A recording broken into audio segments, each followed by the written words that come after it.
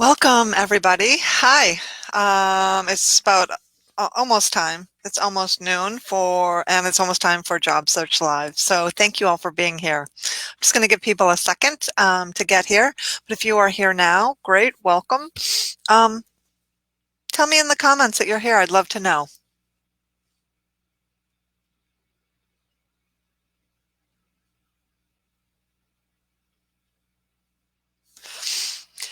Hey, Aline, good to see you. Thanks for being here.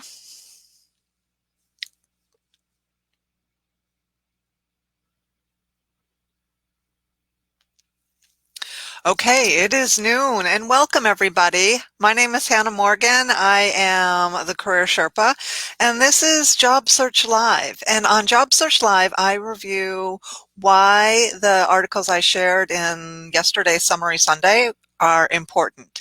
And so I put in the very first comment the link to the Summary Sunday article in case you haven't seen it.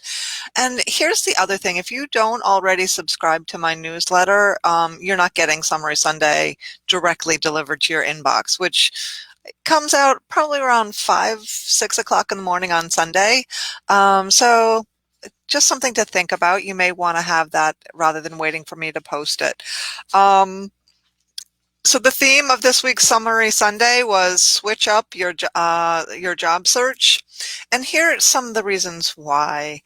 I think now is actually a really good time to think about this differently. If you've been job searching for 3, 6, 9 months, maybe you're not doing it right. Maybe you need to reevaluate what's working, what's not working. But more importantly, let's approach this job search with a whole different set of expectations and not make assumptions. So often I talk to job seekers and they say, yeah, I'm doing this job search. It's the way I've done it before, or this is the way someone has told me to do it, and this is the way I'm doing it. But if it's not getting you results, then you need to switch it up. So never make assumptions, because you know what happens when you assume. You make an ass out of you and me. Haha, right?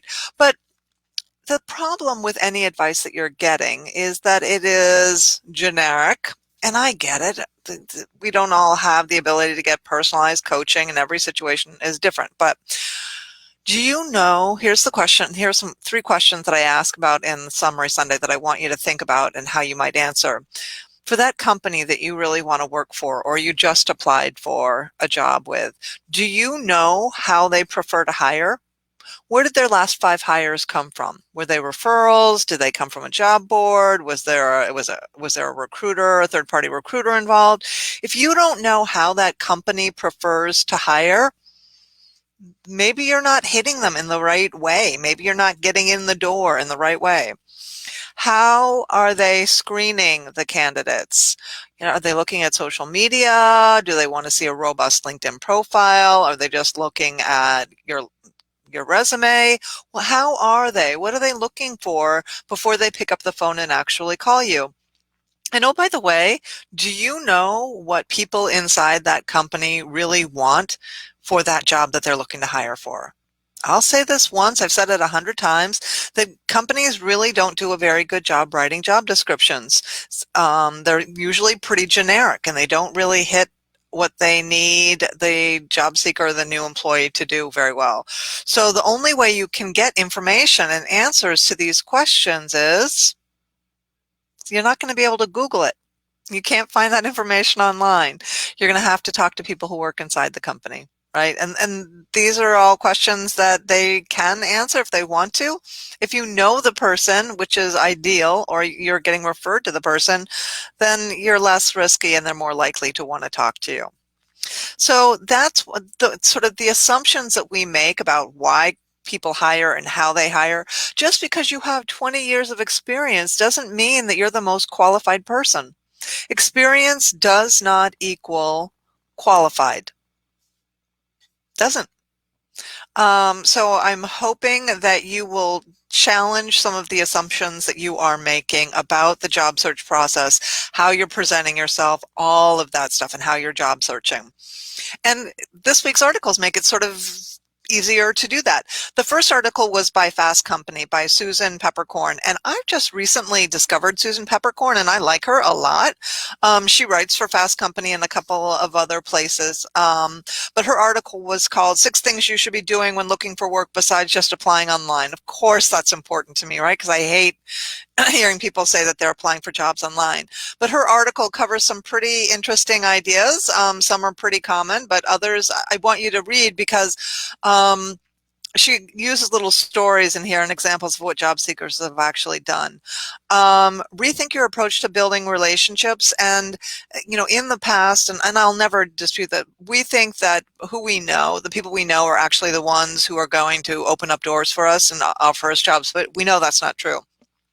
What we know is that the people we know are more likely to introduce us to people they know, and it's that second level connection. It's a weaker tie that is actually more likely to hire you.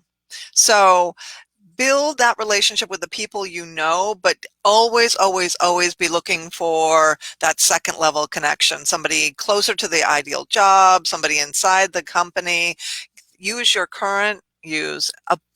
Ask your current network for introductions to those people.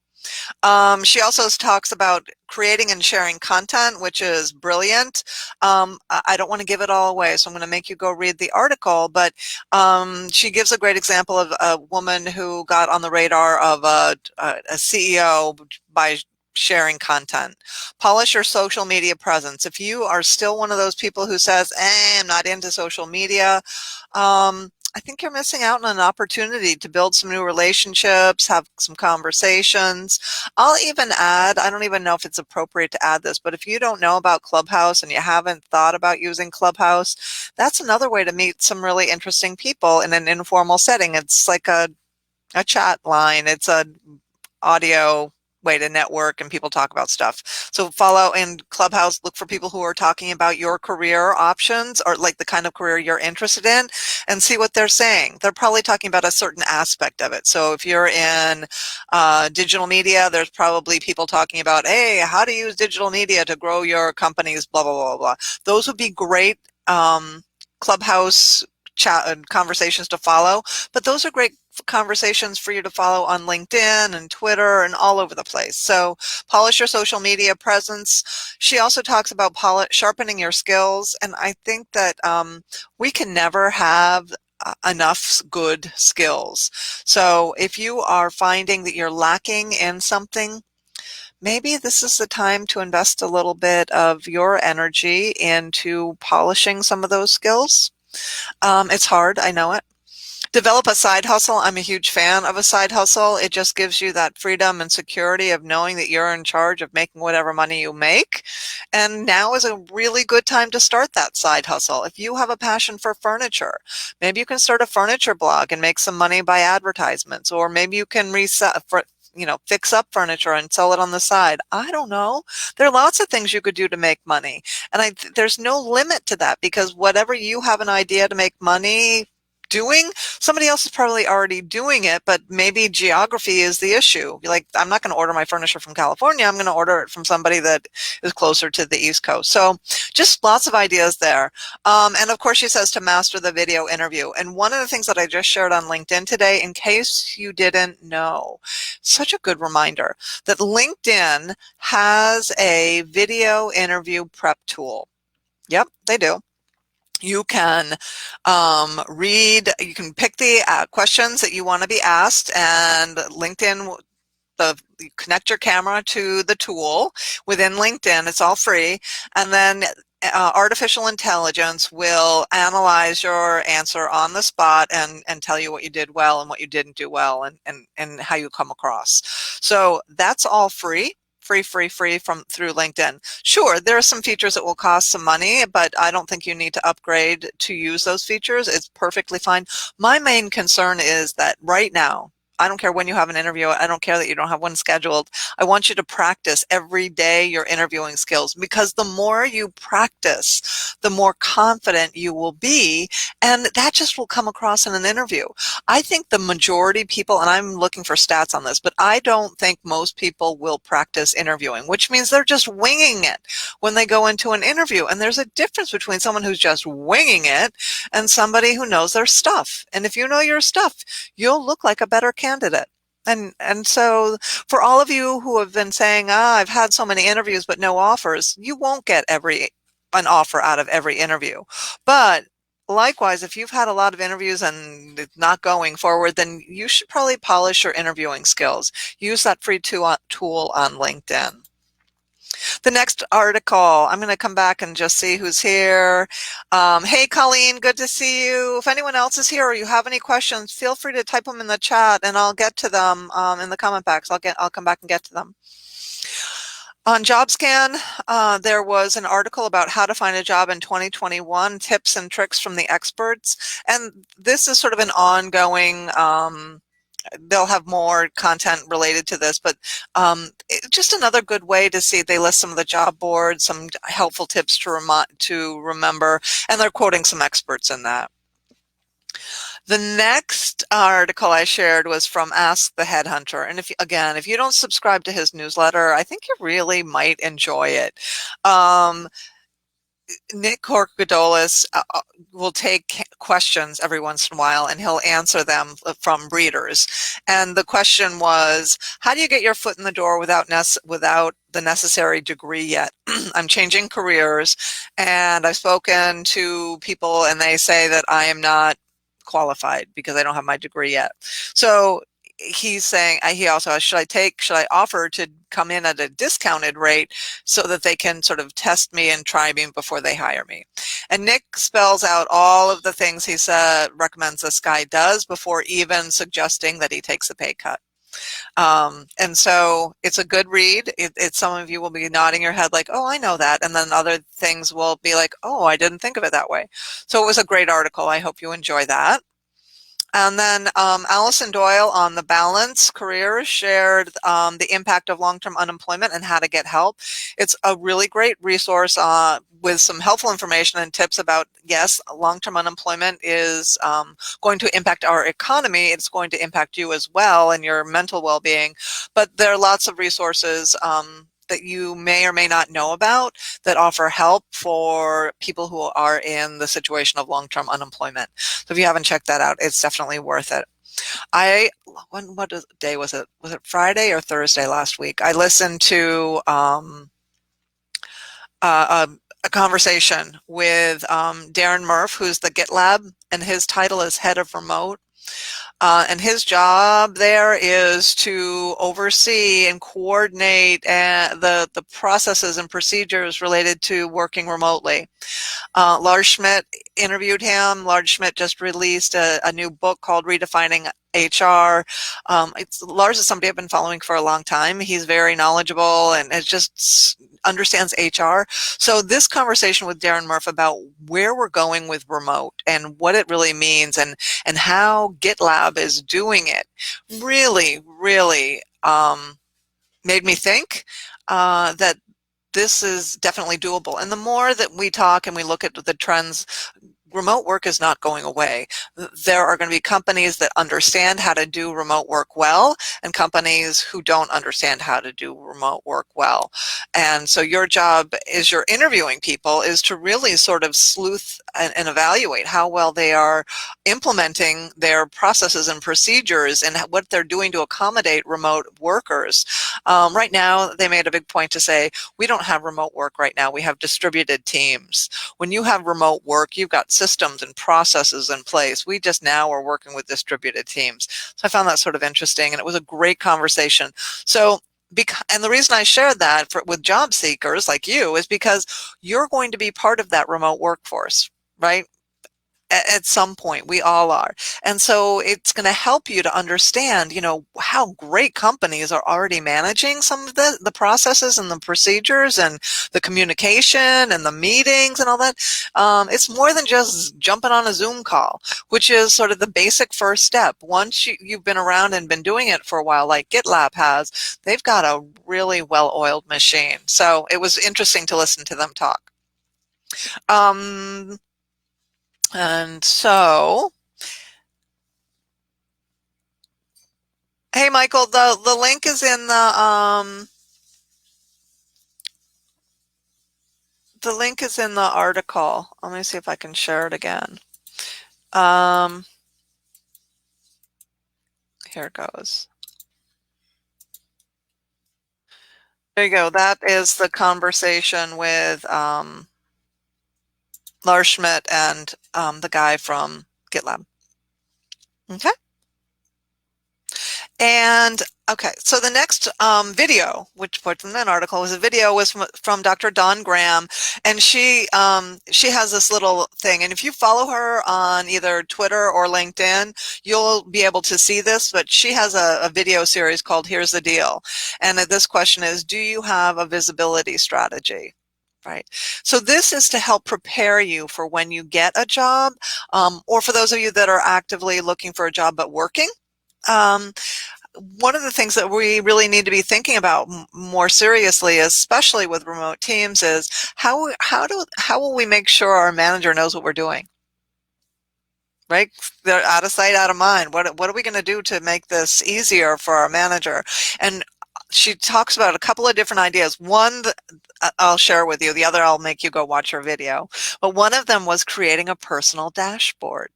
So think about the metrics that are important for you to manage on a regular basis, whether it's weekly, monthly, quarterly, right? And then create a dashboard. And you've seen those dashboards. They're everywhere, right? We've got COVID dashboards, and your company probably used a dashboard for your clients. Create a personal dashboard that tracks where you are in accomplishing the metrics that are important. And it may not be absolute metrics, because sometimes our jobs are sort of difficult to quantify with metrics, but there may be other ways of quantifying. So think about creating a personal dashboard. And the last article was about how to reframe your anxiety in a way that can help you conquer imposter syndrome. And I'm a little tired, personally, of hearing about imposter syndrome. Imposter syndrome means that you feel like you're pretending to be somebody you're not. And I get it. That's not part of what we normally all go through. Um, so the anxiety that we're all feeling right now does have us sort of second guessing ourselves, especially if you've been in job search and you don't have a job. You're like, what's wrong with me? I must not be good enough. I shouldn't even bother to pretend that I'm good enough. But read that article about how to reframe your anxiety, so that if you are sort of doubting yourself or not thinking as highly as you should, there's some tips and tricks in there that will help you overcome some of that. And last but not least, there's a whole bunch of stuff going on LinkedIn these days about using LinkedIn's Open to Network feature, that green banner that appears on your picture. There was a recruiter who was being jumped on for saying, he said job seekers should never use it because, and he went through this long list of all the reasons that it makes a job seeker look desperate. And I'm not going to even bother to share that with you because I can't remember who the guy was, but a lot of people jumped on him and said, you don't know what you're talking about. You're wrong. You're wrong. And then there were a lot of people that said, oh, I didn't know this. And then there was a conversation that I had with Niato during a presentation we gave, and he wrote a post on LinkedIn that I reference in my article about why we need to destigmatize, remove the bias against unemployed job seekers. But this isn't last year. This is 2021, where nobody really had a lot of really good opportunities to choose from, and nobody did anything wrong to get them fired. So here's the data. 84% of your network is willing to help, and 96% of hiring managers don't think that losing a job during the pandemic has anything to do with you. So the reason to turn on that green banner is not necessarily to get recruiters contacting you. That's not why you do it. It is to make people aware, most importantly, your network, that you are available for work, because 84% of your friends would help you if they could. So that might trigger them to send out a message, or they may share something that you write with a friend of a friend, and it could open doors. So I'm not thinking there's always a direct connect to turning the green banner and getting immediate job offers. That's not what I'm saying. I think it just will expedite and make it easier for people to know what you're looking for, and there is no stigma attached. All right. But here's the bottom line. Another recruiter posted the hiring now button banner, which is purple, that LinkedIn recently established. And she said, I don't know what's wrong with people. Having the um, open to new opportunities is not a stigma. It's not a problem. But she said this, and this is probably the biggest takeaway, right? And I think I said it in my article too. Test it for yourself, right? Go turn it on. If you are unemployed and you're not working, and what do you got to lose? Turn it on, look at your current numbers, see where they are, and then in a couple of weeks, see if more people have been contacting you. Look at if more people are viewing your profile. If so, that tells you something, right? Those people weren't looking at your profile before you turned on the banner. So you never know. It only takes one person looking at your profile that could potentially turn into a conversation, that could potentially turn into a job. But it's not a free pass for a crappy LinkedIn profile. If your LinkedIn profile isn't good, you need to fix that first and foremost. And I've written a lot about, writing a good LinkedIn profile. You'll find lots of advice by different people, and your job is to sort of test and try and see what works best for you.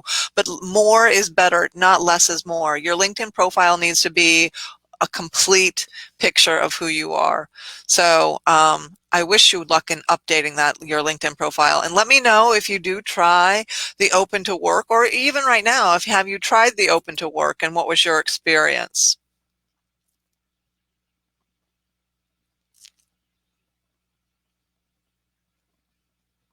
Yeah, Matt, I'm now looking at sort of what you said, and this is a good question. One of my standard interview questions is around what the company process is for onboarding new employees, and that's a great question, Matt. I also like asking, how many other new people have started in the last year. One of the things that GitLab does, and I learned about this in watching that wonderful conversation, is that they have new employee buddies. So they buddy an employee up with somebody who's more established or has been there longer, and they buddy them up. So that person is the instant go-to person. It's not their manager, it's not HR. It is a new hire buddy that they can go to with what they think might be silly questions, or maybe even basic questions, and they might be embarrassed to ask their manager. So I think that it's not just the onboarding, what kind of help is available, what resources are available to me as I try and come up to speed in this new job, because it's not just the onboarding, it is beyond that as well. Good. Yeah. I think if you listen to that conversation, I think you'll learn there's some really, really great things about, how does your company conduct meetings? What's your policy on, working in the community? What kind of things are you doing to help other people? Yeah. So go listen to this. It was a great conversation. There's so many good questions to ask.